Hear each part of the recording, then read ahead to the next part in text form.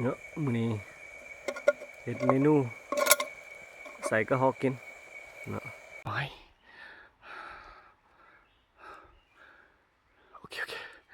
เนาะแต่ว่ามีสัตว์ใหญ่ขึ้นอยู่เทิงเนาะจะเป็นตัวลิงเป็นตัวยังโม่เบิ่งกันมันจะมีอยู่เทิงเนาะกองไม้นะเฮาจิโลตามนี่ข้ามมานะโอ้เนาะเรือเต็มหน้าเลยมื้อนี้พันรอมายิงนกกินมะไข่เนาะพอเฒ่าขึ้นมาก่อนละพอเฒ่าว่ามีมะไข่สุก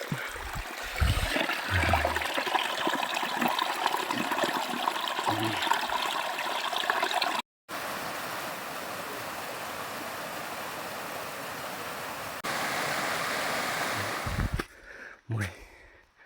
นี่เนาะจะมีอยู่เทิงนี่แหละ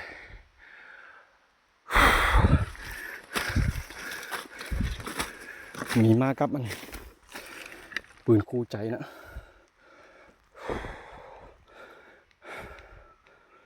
เนาะ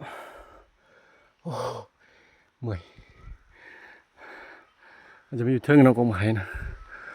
เฮาจิโลตามนี่ข้ามมานะ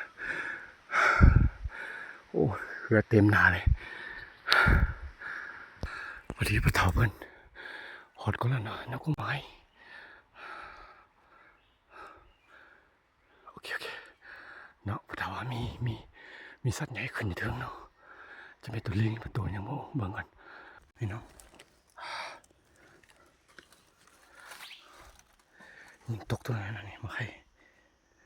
อันยิงหกทองแดงตกตัวนึงแล้วพอดีมากกินอยู่เนาะเนาะเทิงกุกนะสูงได้กุกเนาะพอเท้าซอกไตเนาะเท้าซอกไตก็จะเห็นอะไรยังมีอีกตัวนึงอีกทั้งหลังจากยิงได้เล่นนกน้อยนะเอาชีคัวกินตัวนี้ใน4 ตัว5 ตัว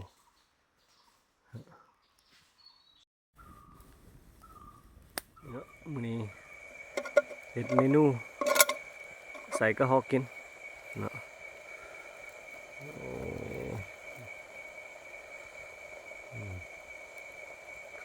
สุดยอดเลยมื้อนี้พันรออยู่กับธรรมศาสตร์เด้อ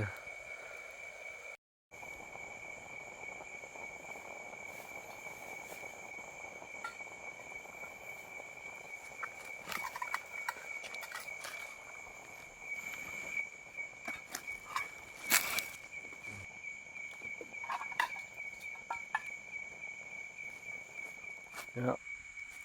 ขับแรงของมื้อนี้แกงใส่